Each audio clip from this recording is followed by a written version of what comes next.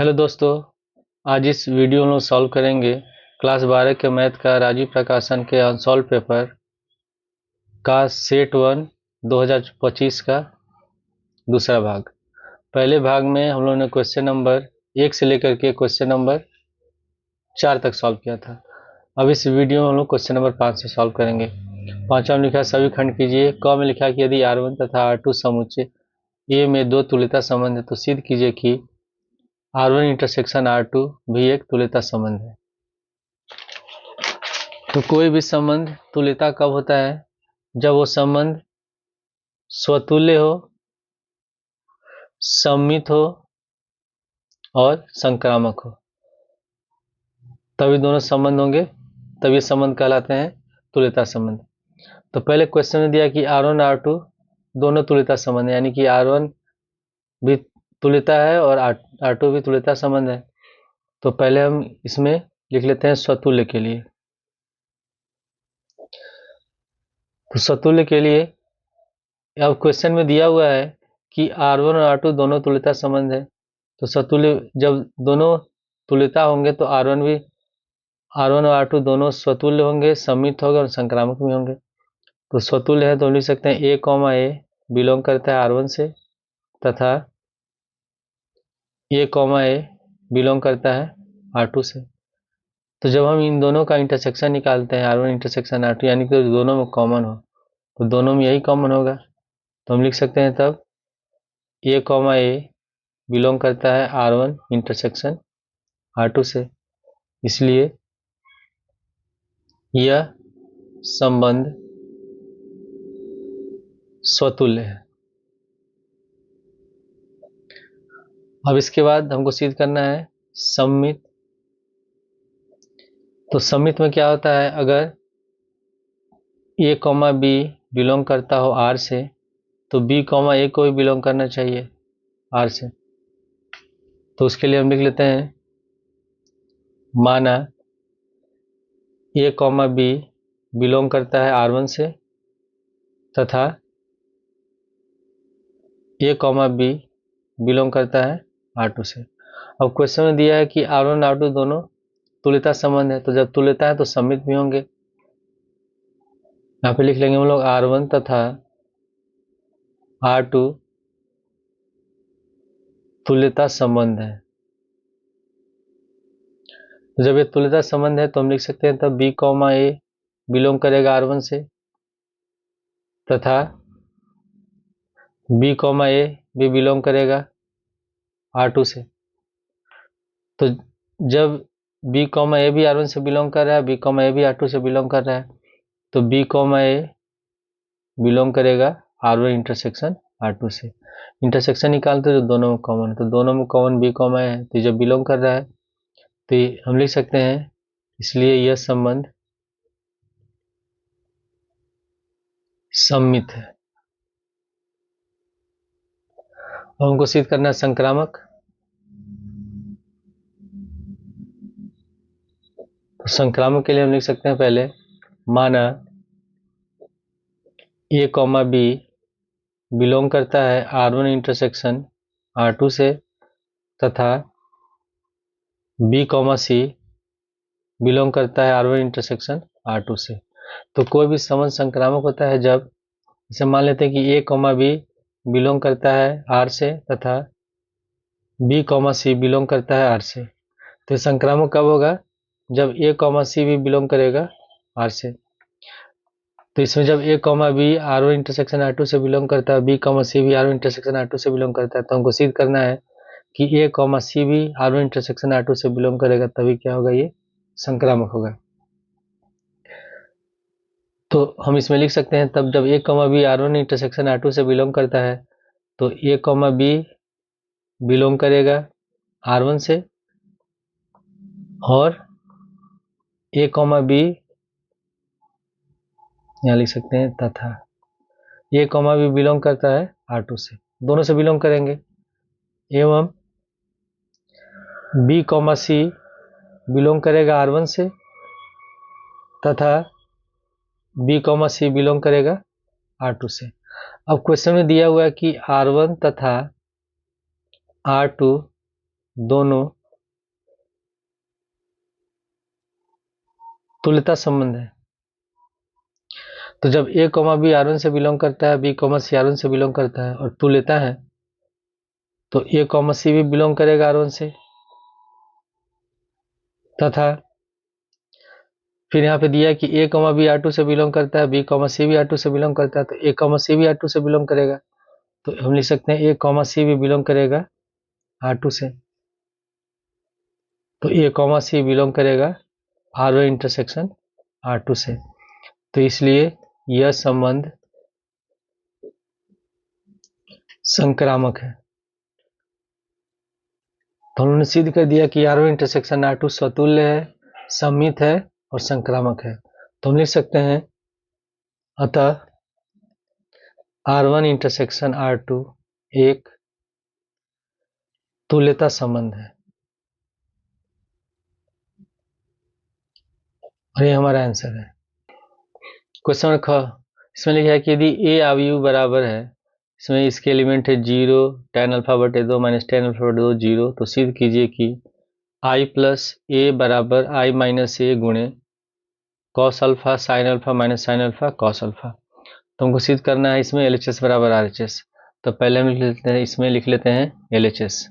तो LHS बराबर लिख लेंगे हम लोग i प्लस ए। आई इसमें है आइडेंटिटी मैट्रिक्स या तत्समक आयु कहते हैं। तो इसमें ये जो अवयव दिया ये 2/2 में है, तो इसको हम लिख लेंगे 1 0 0 1, फिर प्लस ये हमारा है 0 tan अल्फा बटे 2, तो यहाँ पे लिख लेंगे 0 tan अल्फा बटे 2, फिर माइनस tan अल्फा बटे 2, यह हो गया 0। और जब भी हम जोड़ते हैं तो संगत अवयव को एक साथ जोड़ते हैं।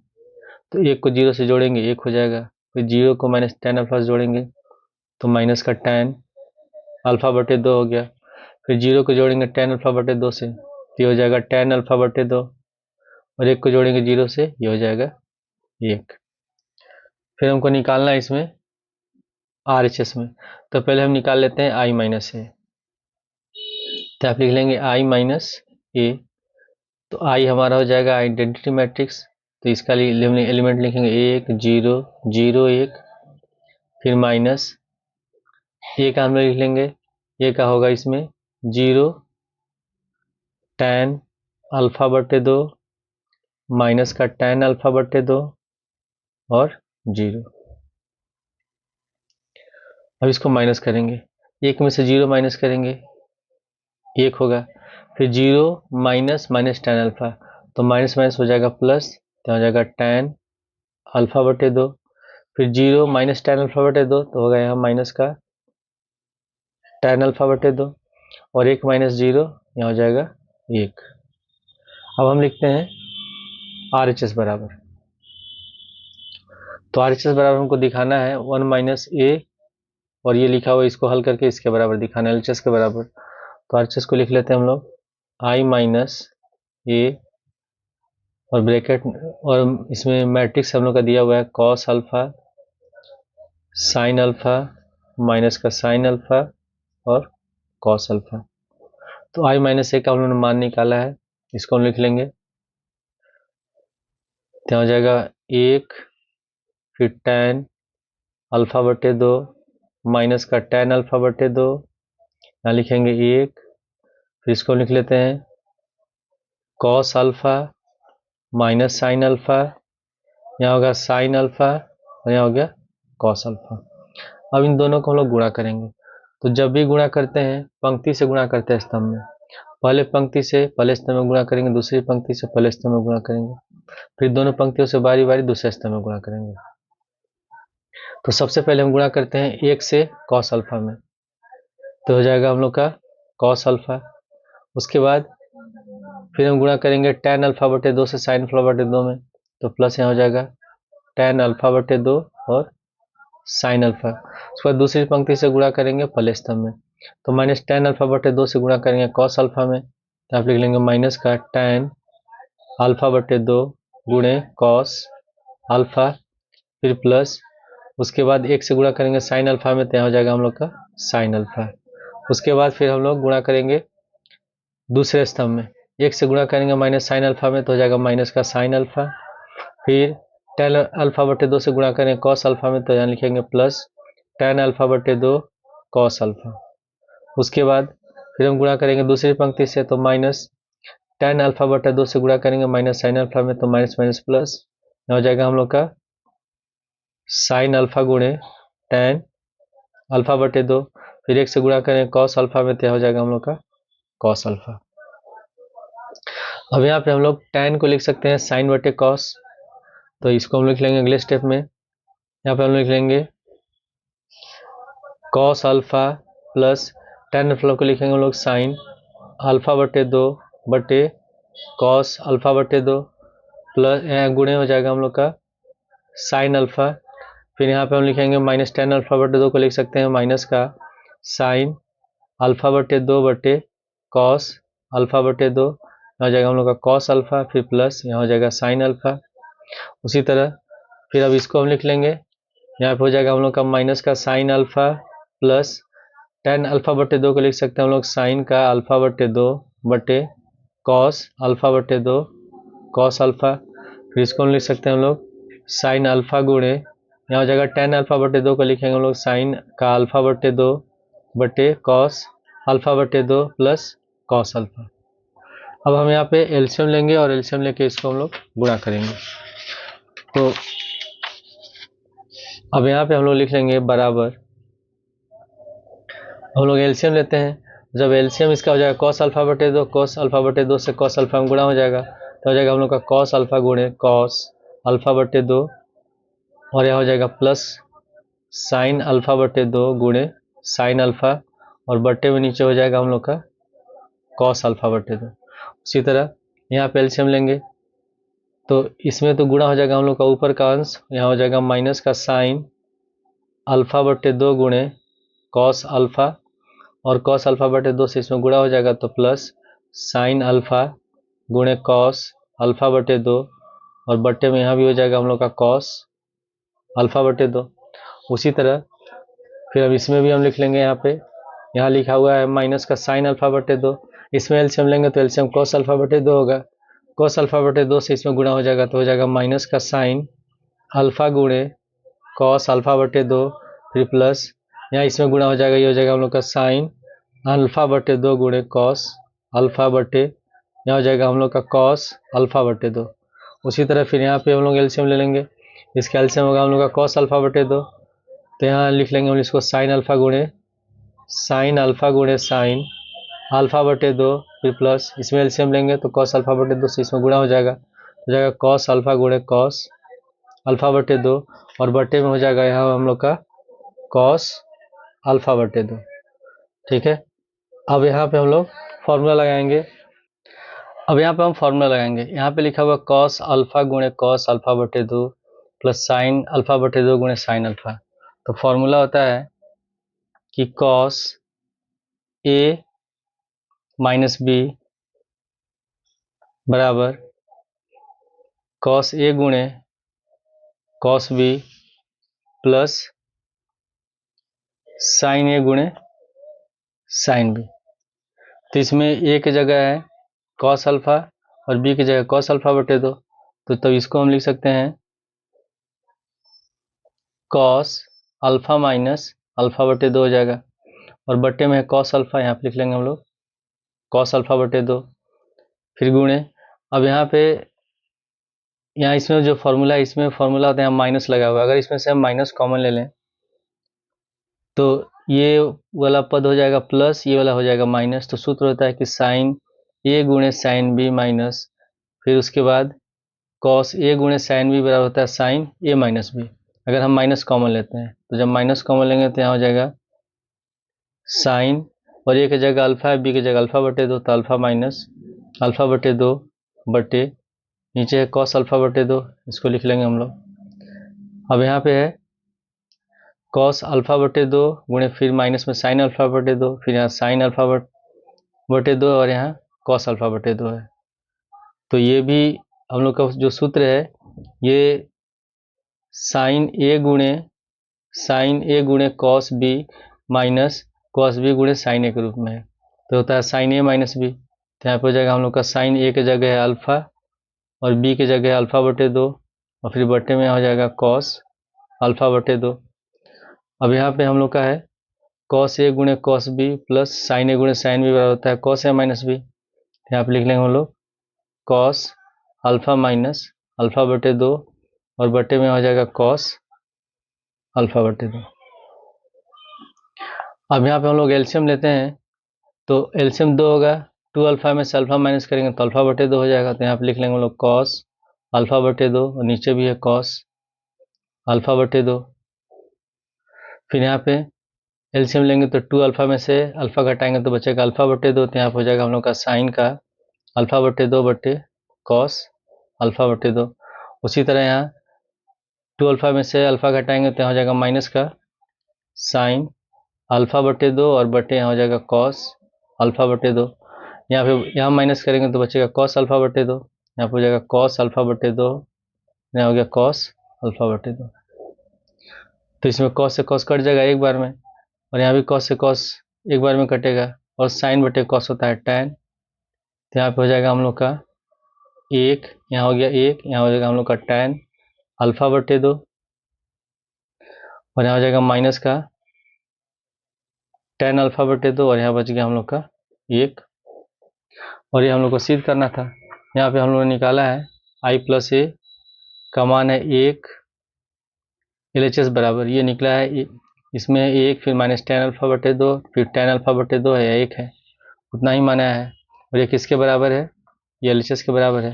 तो आप लिख सकते हैं इसलिए LHS बराबर RHS और ये हम लोग को सिद्ध करना था। क्वेश्चन गौ में लिखा है कि tan इनवर्स साइन एक्स बटा 1 प्लस कॉस एक्स का एक्स के सापेक्ष अवकलन कीजिए। तो इसको पहले हम मान लेते हैं y, माना y बराबर tan इनवर्स साइन एक्स बटा 1 प्लस कॉस एक्स।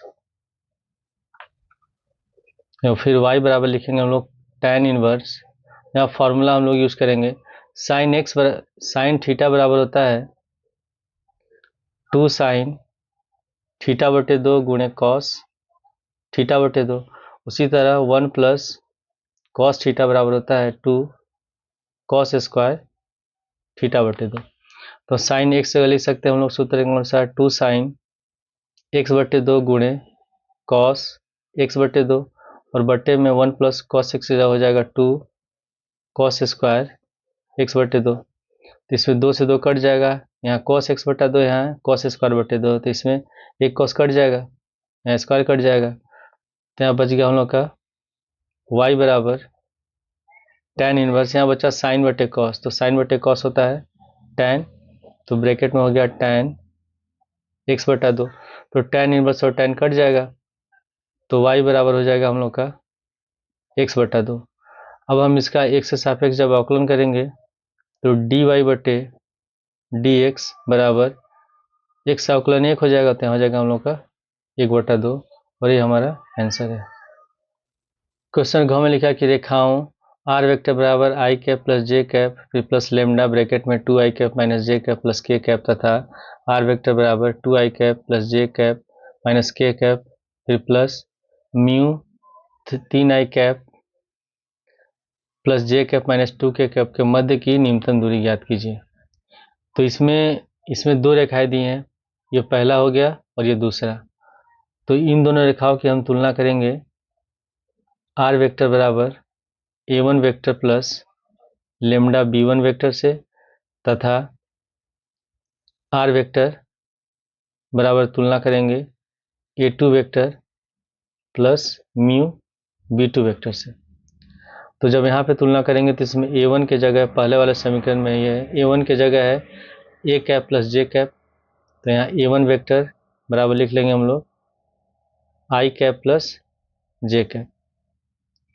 उसके बाद लेमडा b1 है तो b1 वेक्टर की जगह ये लिखा हुआ है तो आप लिख लेंगे हम लोग b1 वेक्टर बराबर 2i कैप माइनस जे कैप प्लस के कैप। उसके बाद फिर अब ये दूसरा समीकरण है तो इसमें लिखा है आर वेक्टर बराबर a2 vector plus mu b2 vector, तो यहाँ इसमें a2 की जगह 2i कैप प्लस जे कैप माइनस के कैप तो यहाँ पे A2 वेक्टर बराबर लिख लेंगे हम लोग 2i कैप प्लस जे कैप माइनस के कैप। उसी तरह B2 वेक्टर, यहाँ म्यू के बगल में B2 है वेक्टर है, तो यहाँ म्यू के बगल में ये हो जाएगा, तो ये हम लोग का B2 वेक्टर हो गया। तो B2 वेक्टर बराबर हो जाएगा 3i कैप प्लस जे कैप माइनस 2 कैप। अब इनके बीच का न्यूनतम दूरी का सूत्र होता है D बराबर मोड में B1 vector cross B2 vector dot A2 vector minus A1 vector और बटे B1 क्रॉस B2 वेक्टर का मापांक। तो सबसे पहले हम लोग निकाल लेते हैं इसमें A2 माइनस A1 वेक्टर। तो आप लिख लेंगे A2 vector minus A1 vector. तो A2 वेक्टर हम लोग का है ये 2i कैप प्लस जे कैप माइनस के कैप, फिर माइनस रखेंगे और यहाँ A1 वेक्टर का लिख लेते हैं i cap plus J cap. Bracket हटाएंगे दोनों माइनस में हो जाएगा, तो यहाँ हो गया 2i कैप प्लस जे कैप माइनस के कैप, यहाँ हो जाएगा माइनस का i cap minus J cap. तो 2i कैप में से i कैप घटाएंगे, बचेगा i cap, J cap cut गया और बचेगा हम लोग का माइनस का के कैप। ये हो गया A2 vector minus A1 vector का मान। उसके बाद फिर हमको निकालना है B1 क्रॉस B2 वेक्टर। तो यहाँ पे लिख लेंगे हम लोग B1 vector cross B2 vector. तो ये जो गुणनफल होता है ये सदिश गुणनफल होता है। तो पहले हम इसमें यहाँ लिख लेंगे i कैप जे कैप के कैप। अब यहाँ B1 वेक्टर में जो i जे कैप के जो गुणांक होंगे उसको लिख लेंगे। तो i का 2 हो जाएगा, j का -1 होगा, k का 1 होगा। तो यहाँ पे लिख लेंगे हम लोग 2 फिर -1 और 1। उसी तरह फिर B2 वेक्टर का लिखेंगे, i का गुणांक 3 है, j का 1 है और k का -2 है। तो आप लिख लेंगे 3 1 और -2। अब जैसे हम लोग सारणी को हल करते हैं उसी तरह इसको भी हल करेंगे। तो पहले हम लिखेंगे i कैप। तो i कैप लिखेंगे तो पहला पंक्ति और पहला स्तंभ का छोड़ देंगे, -1 का -2 से गुणा करेंगे तो हो जाएगा हम लोग का प्लस का 2, फिर माइनस 1 और 1 को गुणा करेंगे तो यहाँ हो जाएगा हम लोग का 1। उसके बाद ये प्लस होगा, फिर हो जाएगा माइनस, तो माइनस का जे कैप। अब इसमें हम पहला पंक्ति दूसरा स्तंभ का छोड़ देंगे, 2 में -2 से गुणा करेंगे माइनस का 4, फिर उसके बाद माइनस 3 में 1 से गुणा करेंगे तो 3 हो गया। उसके बाद फिर प्लस का के कैप। तो पहला पंक्ति और तीसरा स्तंभ का छोड़ेंगे तो बचेगा ये हम लोग का बचेगा 2 में 1 से गुणा करेंगे 2, फिर माइनस 3 में -1 से गुणा करेंगे -3, तो माइनस माइनस हो जाएगा प्लस। तो 2 में से घटाएंगे 1 तो हो जाएगा यहाँ i कैप, -4 -3 माइनस का 7 होगा, -7 में -j से गुणा करेंगे तो प्लस 7 का जे कैप और 3 और 2 हो गया 5 के कैप। अब यहाँ पे जो सूत्र है उसमें हमको इन दोनों का मापांक निकालना है, मॉड्यूलस निकालना है। तो हम यहाँ पे निकाल लेते हैं। ये हम लोग का निकला है B1 vector cross B2 vector का मान निकल गया। अब इसका हम निकाल लेते हैं मापांक। तो जब मापांक निकालेंगे तो रूट में जो i का गुणांक है उसका स्क्वायर लिखेंगे, तो i का गुणांक 1 है तो 1 का स्क्वायर हो गया, j का गुणांक 7 है तो 7 का स्क्वायर और k का गुणांक 5 है तो 5 का स्क्वायर हो गया। यहाँ हो जाएगा 1 का स्क्वायर 1, 7 का स्क्वायर 49, 5 का स्क्वायर 25, तो 25 एक 50, सॉरी 25 एक 26 होगा और 26 में 49 जोड़ेंगे तो ये हो जाएगा हम लोग का 75 और 75 का वर्गमूल हो जाएगा हम लोग का 5√3। अब इसके बाद हम लोग निकालते हैं दूरी और यहाँ हम लोग को इसका डॉट प्रोडक्ट भी निकालना है। A2 वेक्टर और A1 वेक्टर का हम लोग का जो अदिश गुणनफल है उसका मान निकालना। तो पहले इसको भी हम लोग निकाल लेते हैं।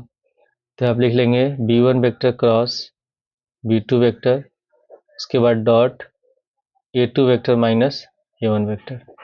तो पहले हम क्या लिख लेते हैं B1 क्रॉस B2 वेक्टर का जो मान निकला है ये हम लोग का i cap plus 7 J cap फिर प्लस 5 के कैप, फिर यहाँ डॉट लिखेंगे A2 माइनस A1 वेक्टर का ये हम लोग का मान है i कैप माइनस के कैप। तो आप लिख लेंगे i कैप माइनस के कैप। और हम जानते हैं कि जब अदिश गुणनफल होता है डॉट प्रोडक्ट होता है तो उसमें i cap dot i cap का मान होता है 1, जे कैप डॉट जे कैप का मान होगा 1 और के कैप डॉट के कैप का मान होगा 1। उसी तरह आई कैप डॉट जे कैप का मान हो जाएगा 0, फिर जे कैप डॉट के कैप का मान हो जाएगा 0 और के कैप डॉट आई कैप का मान हो जाएगा 0। तो अगर हम आई से आई में गुणा करेंगे तो 1 हो जाएगा, आई से के में गुणा करेंगे तो 0 होगा, इसको छोड़ देते हैं। फिर 7 से जे से आई में गुणा करेंगे तो ये भी 0 होगा, 7 जे से के में गुणा करेंगे तो ये भी 0 होगा, इसको भी छोड़ देंगे। और फिर यहाँ बचा हम लोग का 5 के, तो 5 के कैप से आई में कैप में गुणा करेंगे तो 0 हो जाएगा। फिर यहाँ के कैप गुणा करेंगे तो 1 होगा। तो 5 के कैप है और माइनस के कैप है, गुणा करेंगे तो हो जाएगा हम लोग का माइनस का 5, तो बचेगा हम लोग का माइनस का 4। तो हम लोग को निकालना है न्यूनतम दूरी, तो न्यूनतम दूरी d बराबर होगा, फॉर्मूला लिख लेंगे हम लोग, b1 vector cross b2 vector फिर dot a2 vector minus a1 vector और बटे में b1 vector cross b2 vector का मापांक और पूरे का हो जाएगा मापांक। अब यहाँ पे हम लोग ने इसका मान निकाला है -4, तो आप लिख लेंगे -4 बटे b1 vector cross b2 vector का मान निकला है हम लोग का 5√3, तो यहाँ पे लिख लेंगे 5√3 और पूरे का होगा मोड। मोड के अंदर कोई भी मान हो हमेशा प्लस में आता है, तो हम लोग का आंसर हो जाएगा 4/5√3 मात्रक। ये हमारा आंसर है, लेकिन जो अनसॉल्व आंसर दिया है वो गलत दिया है, यही हमारा आंसर सही है। क्वेश्चन नंबर में लिखा है कि यदि y बराबर ई tan इनवर्स x, तो सिद्ध कीजिए कि 1 + x² d² y बटे dx² plus 2x minus 1 dy बटे dx बराबर 0। तो पहले इसमें दिया है y बराबर e का पावर tan इनवर्स x, तो हम x से सापेक्ष इसका आकलन कर देते हैं, तो हो जाएगा हम लोग का dy बटे dx बराबर e का पावर x से आकलन e का पावर x ही होता है, तो हो जाएगा e का पावर tan इनवर्स x, और tan इनवर्स x का आकलन होता है 1/1 + x²। अब यहाँ पे e का power tan inverse x y के बराबर है, तो हम यहाँ y लिख सकते हैं, तो y में अगर 1 से गुणा करेंगे तो y हो जाएगा, तो dy बटे dx बराबर हो जाएगा हम लोग का y बटे 1 + x²। अब हम क्या करते हैं 1 + x² को लाते हैं बाएं साइड में, तो आप लिख लेंगे हम लोग dy बटे dx हो जाएगा 1 + x² बराबर y। अब फिर से हम करते हैं अवकलन x के सापेक्ष में, तो इस यहाँ पे हम लिख लेंगे d बटे dx, यहाँ हो गया हम लोग का dy बटे dx और 1 + x² और बराबर ये हो जाएगा हम लोग का dy बटे dx। अब यहाँ पे हम लोग u गुणे v वाला फॉर्मूला लगाएंगे, इस पद को u मान लेते हैं, इसको v मान लेते हैं, तो सूत्र के अनुसार हम dy बटे dx को छोड़ देते हैं और यहाँ पे हो जाएगा हम लोग का गुणे d बटे dx 1 + x²। उसके बाद फिर हम लोग 1 + x² को छोड़ देंगे और dy बटे dx का जब dy बटे dx के सापेक्ष अवकलन करेंगे x से सापेक्ष हो जाएगा हम लोग का d² y बटे dx² बराबर हो गया हम लोग का dy बटे dx। अब यहाँ पे हम लिख लेंगे dy बटे dx, यहाँ पे 1 का 0 हो जाएगा, x² का हो जाएगा 2x, फिर प्लस 1 + x² d² y बटे dx² बराबर dy बटे dx। अब हम क्या करते हैं इस वाले पद को पहले लिख लेते हैं, तो यहाँ पे लिख लेंगे हम लोग 1 + x² d² y बटे dx², फिर प्लस इसको हम लोग लिख लेते हैं 2x dy बटे dx, और ये बराबर के दूसरी है, इसको लाते हैं हम लोग बाएं साइड, तो हो जाएगा माइनस का dy बटे dx बराबर 0। अब यहाँ पे हम लोग लिख लेंगे 1 + x² d² y बटे dx²। अब इन दोनों में से हम dy बटे dx कॉमन ले लेते हैं, तो जब dy बटे dx कॉमन ले लेंगे तो यहाँ 2x बच जाएगा, यहाँ बच जाएगा हम लोग का -1, और यहाँ बाहर लिख लेते हैं हम लोग dy बटे dx बराबर 0, और ये हम लोग को सिद्ध करना था। क्वेश्चन 6 में लिखा है सभी खंड कीजिए। क में लिखा है कि यदि f(x) बराबर, इसमें दिया हुआ कि -2 यदि x छोटा या बराबर है -1 से, फिर दिया है 2x, यदि x -1 से बड़ा है और 1 के बराबर है या 1 से छोटा है, फिर 2 है जब x बड़ा है 1 से, और हमको बताना है कि x -1 और x बराबर 1 पर फलन संतत है कि नहीं है, हमको जांच करना है। तो सबसे पहले हम चेक करते हैं x बराबर -1 पर। तो कोई भी फलन संतत होता है जब left hand limit, right hand limit और जो फलन है उसमें जो मान है वो बराबर आ जाए, तीनों आपस में बराबर जाए तो फलन संतत होता है। तो x बराबर -1 पर सबसे पहले हम निकालते हैं इसमें लेफ्ट हैंड लिमिट। तो लेफ्ट हैंड लिमिट यहाँ लिखेंगे लिमिट x टेंस टू -1 पर चेक कर रहे हैं, तो जब लेफ्ट हैंड होगा तो माइनस यहाँ हो जाएगा और यहाँ हो जाएगा fx। तो जब x मान -1 से कम है तो किसके बराबर है, -2 के बराबर है, तो लिख लेंगे हम लोग -2। फिर हम निकालते हैं राइट हैंड लिमिट, तो आप लिखेंगे limit x tends to -1 plus fx, यानी कि एक का मान जब x ये fx का मान जो है x का मान -1 से ज़्यादा है, तो जब x का मान -1 से ज़्यादा है तो ये किसके बराबर है, 2x से बराबर है। तो यहाँ पे लिख लेंगे हम लोग तब limit x tends to -1 plus यहाँ हो जाएगा हम लोग का 2x, और x बराबर रखेंगे -1, तो 2 गुणे -1 ये हो गया -2। फिर हम निकालेंगे f -1, तो इसमें लिखा है कि जब x -1 के बराबर है तो ये -2 के बराबर, तो आंसर हमारा -2 आएगा fx का मान, तो हो जाएगा -2। इसमें ये तीनों आपस में बराबर आ रहे हैं, तो हम लिख सकते हैं, लिख लेंगे चूंकि limit x tends to -1 minus fx बराबर limit x tends to -1 plus fx बराबर f -1, अतः x बराबर -1 पर फलन संतत है। उसके बाद फिर हमको चेक करना है x बराबर 1 पर, या x बराबर 1 पर भी चेक करना है, तो यहाँ लिख लेंगे x बराबर 1 पर। तो सबसे पहले हम निकालते हैं इसमें लेफ्ट हैंड लिमिट, तो यहाँ हो जाएगा limit x tends to 1 minus 1 पर चेक करें, यहाँ हो जाएगा fx। तो जब x का मान 1 से कम है, यहाँ लिखा हुआ है x का मान 1 के बराबर है, 1 से कम है, तो ये 2x से बराबर है fx, तो यहाँ पे लिख लेंगे, तो हम लोग limit x tends to 1 minus यहाँ हो जाएगा 2x, और x बराबर जब 1 रखेंगे तो 2 गुणे 1 ये हो जाएगा हम लोग का 2। फिर हम निकालते हैं राइट हैंड लिमिट, तो यहाँ पे हो जाएगा limit x tends to 1 plus fx, यानी कि जब x का मान 1 से ज़्यादा है, तो जब x का मान 1 से ज़्यादा है तो fx का मान किसके बराबर है, 2 के बराबर है, तो यहाँ पे हम लिख लेंगे 2। फिर हम निकालते हैं f1, यानी कि जब x समान 1 के बराबर है, तो जब x समान 1 के बराबर है तो फलन 2x के बराबर है, तो हो जाएगा 2x जब लिखेंगे तो x समान 1 लिखेंगे, 2 गुणे 1 बराबर 2 आ गया।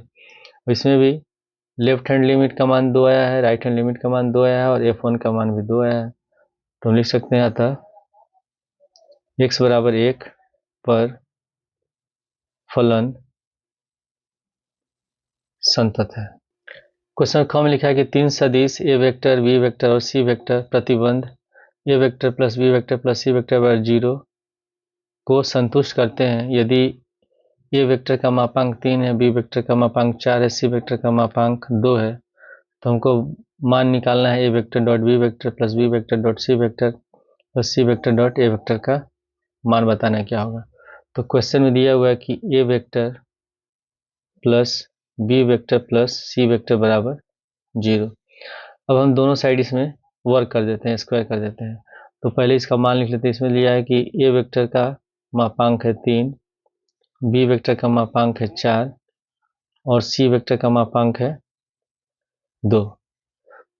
तो हम दोनों पक्षों में जब वर्क करेंगे तो हो जाएगा a vector plus b vector plus c vector का स्क्वायर बराबर 0।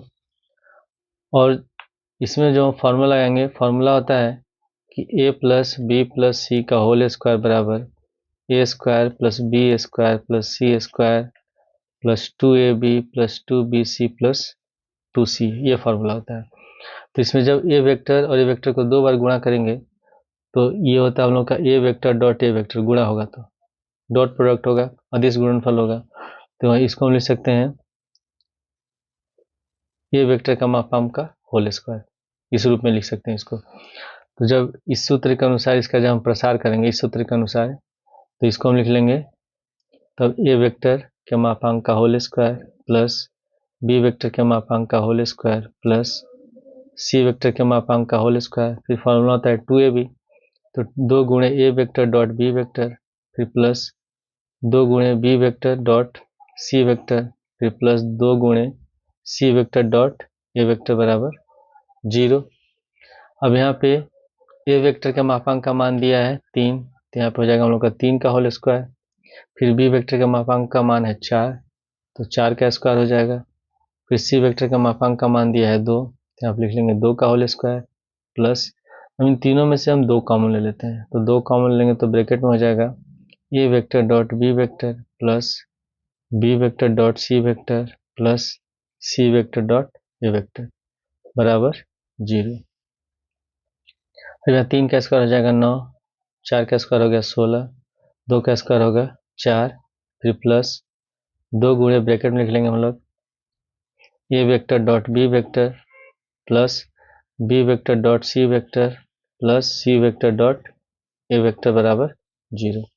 सबको जोड़ेंगे 16 4 20 9 29 हो जाएगा, तो 29 प्लस 2 गुणे ए vector dot B vector plus B vector dot सी वेक्टर प्लस सी वेक्टर डॉट ए वेक्टर बराबर 0।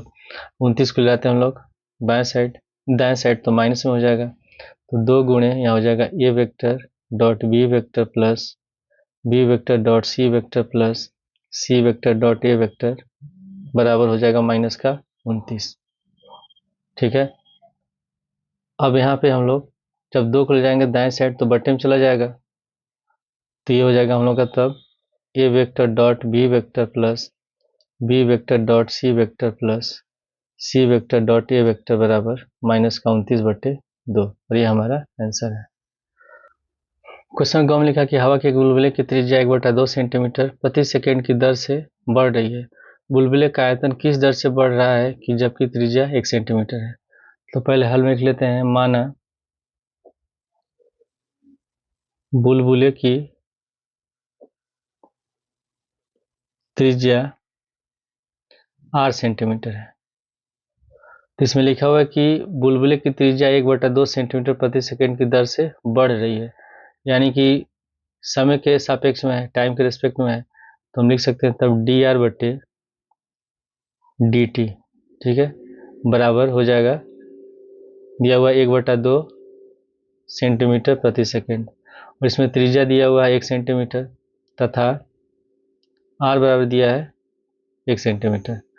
इसमें क्या लिखा हुआ कि बुलबुले का आयतन किस दर से बढ़ रहा है, तो पहले लिख लेते हैं, माना बुलबुले का आयतन भी है, जो बुलबुला होता है ये गोले का आकार का होता है, और गोले का आयतन का सूत्र होता है 4/3 पाई r क्यूब, तो हम लिख सकते हैं तब v बराबर 4/3 पाई r क्यूब। अब इसका भी हम लोग निकालते हैं, t के सापेक्ष अवकलन करेंगे इसका, तो इसको लिख लेंगे dv/dt बराबर, इसमें 4/3 पाई कांस्टेंट है, ये बाहर हो जाएगा, यहाँ हो जाएगा d/dt हो जाएगा r क्यूब, तो dv/dt बराबर 4/3 पाई r क्यूब का जब अवकलन करेंगे तो हो जाएगा हम लोग का 3r², फिर r का करेंगे t के सापेक्ष में, तो dr/dt, 3 से 3 कट गया, यहाँ हो गया हम लोग का 4 पाई गुणे r बराबर है 1, यहाँ r² लिखा है तो 1 का स्क्वायर हो जाएगा, फिर गुणे dr/dt का मान दिया 1/2, तो यहाँ पे लिख लेंगे 1/2, 2 से 4 कट जाएगा 2 बार में, 1 का स्क्वायर 1 होता है, तो हम लोग का आंसर हो जाएगा 2 पाई, हम लोग निकाल रहे हैं आयतन, तो हो जाएगा सेंटीमीटर क्यूब प्रति सेकेंड, वही हमारा आंसर है। क्वेश्चन को हम लिखा है, निम्नलिखित अवरोधों के अंतर्गत z बराबर 3x + 2y का आलेखीय विधि से न्यूनतमीकरण कीजिए जबकि इसमें दिया है कि x प्लस वाई बड़ा या बराबर है 8 के, 3x प्लस 5y छोटा या बराबर है 15 के, x बड़ा या बराबर है 0 के, फिर y बड़ा या बराबर है 0 के। तो इसको जब समीकरण के रूप में लिखेंगे तो हो जाएगा x प्लस वाई बराबर 8, पहला समीकरण हो जाएगा। उसी तरह 3x प्लस 5y बराबर 15, ये हो गया दूसरा समीकरण, और x बराबर 0 तीसरा समीकरण हो जाएगा, और y बराबर 0 हो जाएगा चौथा समीकरण। तो पहले हम लिख लेते हैं समीकरण 1 से। समीकरण 1 से लिखा हुआ x प्लस वाई बराबर 8, x प्लस वाई बराबर 8। तो पहले क्या करेंगे, इसमें x एक बार x 0 रखेंगे, एक बार y 0 रखेंगे। तो जब हम x बराबर 0 लेंगे तो y बराबर हो जाएगा हम लोग का 8, और जब y बराबर 0 लेते हैं तो x बराबर हो जाएगा हम लोग का 8। जब x 0 रखेंगे तो y 8 हो जाएगा, y 0 रखेंगे तो x 8 हो जाएगा। तो इसका हल हम लोग लिख लेते हैं ऐसे बॉक्स बना करके। यहाँ लिख लेंगे x, यहाँ y। जब x बराबर 0 तो y बराबर 8, फिर y बराबर 0 तो x बराबर 8, ये हो गया। उसके बाद फिर हल करते हैं हम लोग समीकरण 2 को। समीकरण 2 से, तो समीकरण 2 हम लोग का है 3x प्लस 5y बराबर 15, 3x प्लस 5y बराबर 15। तो इसमें हम x बराबर 0 लेते हैं पहले। जब x बराबर 0 लिखेंगे तो ये तो 0 हो जाएगा, तो हो जाएगा हम लोग का 5y बराबर 15, और 5 से 15 कटेगा 3 बार में, तो y का मान निकल गया 3। और फिर जब y बराबर 0 लेंगे तो y 0 लिखेंगे तो ये पूरा 0 हो जाएगा, तो 3x बराबर 15 होगा।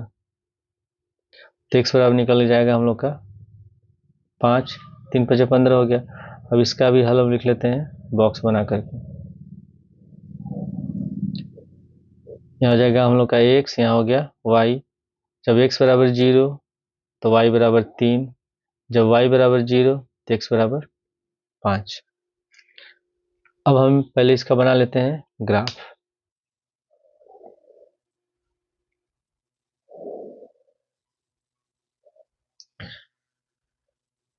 ये हम लोग का हो गया x अक्ष, ये y अक्ष हो गया, ये हो गया हम लोग का मूल बिंदु ओरिजिन। यहाँ लिख लेंगे हम लोग 1 2 3 4 5 6 7 8 9 तक लिख लेते हैं। यहाँ लिख लेते हैं हम लोग 1 2 3 4 5 6 7 8। अब सबसे पहले वाले समीकरण में जो हल दिया है उसमें x का 0 y का 8, तो x का 0 y का 8 ये बिंदु हो गया। फिर दूसरा है x का 8 y का 0, तो x का 8 y का 0 ये आएगा x अक्ष पर। इन दोनों को मिला देंगे हम लोग।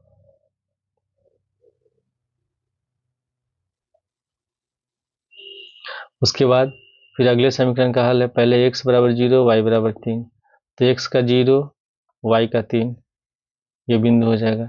फिर अगला है x का 0 y का 5, तो ये बिंदु हो गया। इन दोनों को मिला देंगे हम लोग।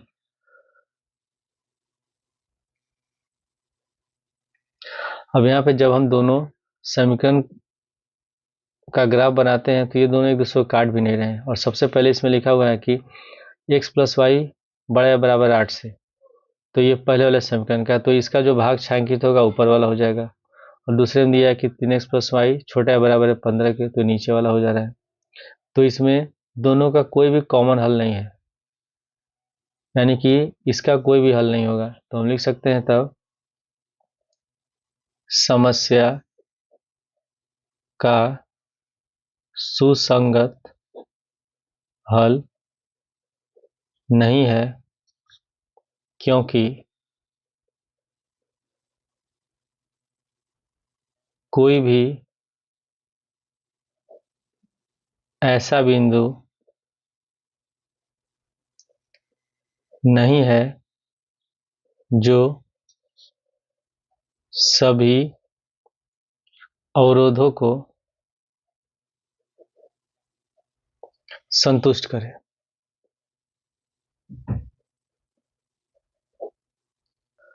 क्वेश्चन रंगा में लिखा है, किसी प्रश्न को 3 छात्रों ए बी सी द्वारा हल करने की प्रायिकता क्रमशः 3/10, 1/5 और 1/10 है, तो प्रश्न के हल हो जाने की प्रायिकता ज्ञात कीजिए। तो इसमें क्वेश्चन दिया हुआ है कि तीनों छात्र के क्वेश्चन हल करने की प्रायिकता ये दिया हुआ है, तो पी ए बराबर हो जाएगा हम लोग का 3/10। फिर पी बी बराबर 1/5 और पी सी बराबर हो जाएगा हम लोग का 1/10। तो सबसे पहले हम निकालते हैं दोनों, इसमें तीनों का निकालेंगे हल नहीं करने की प्रायिकता। तो यहाँ पे लिख लेते हैं ए द्वारा प्रश्न हल नहीं करने की प्रायिकता।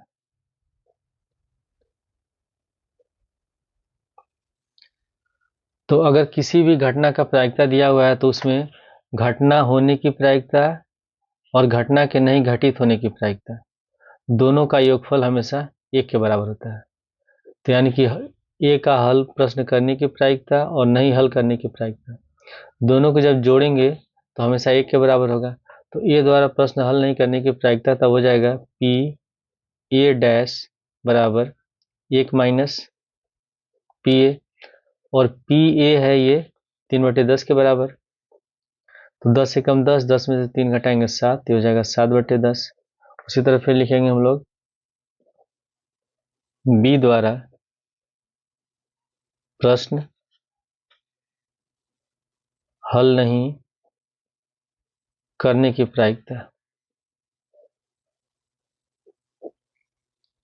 तो हो जाएगा हम लोग का पी बी डैश बराबर 1 माइनस पी बी, तो हो गया 1 माइनस पी बी है हम लोग का 1/5, तो यहाँ पे लिख लेंगे 1/5।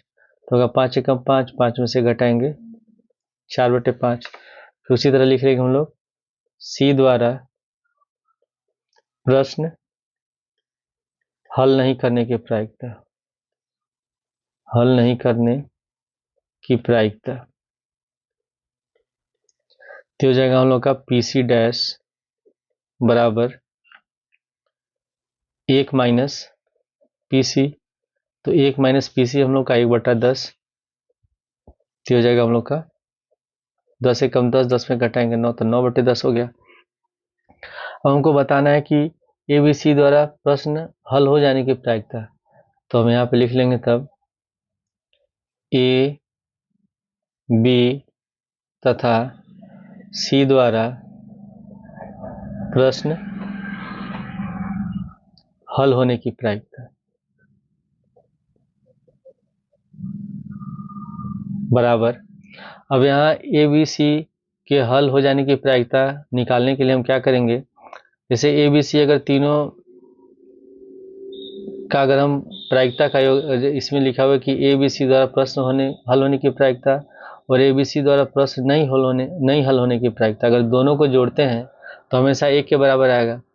तो हम यहाँ लिख सकते हैं तब ए बी सी द्वारा प्रश्न हल होने की प्रायिकता बराबर हो जाएगा 1 माइनस पी ए गुणे पी बी गुणे पी सी। तो आप लिख लेंगे 1 माइनस पी ए हम लोग का निकला है 7/10, फिर गुणे पी बी निकला है 4/5, फिर गुणे और पी सी निकला है 9/10।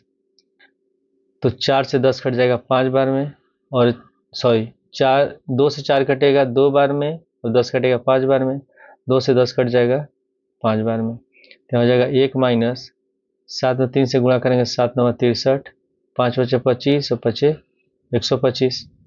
तो इसका एलसीएम हो जाएगा 125, 125 से कम 125, 125 में से 63 घटाएंगे तो बचेगा 62, और ये हमारा आंसर है।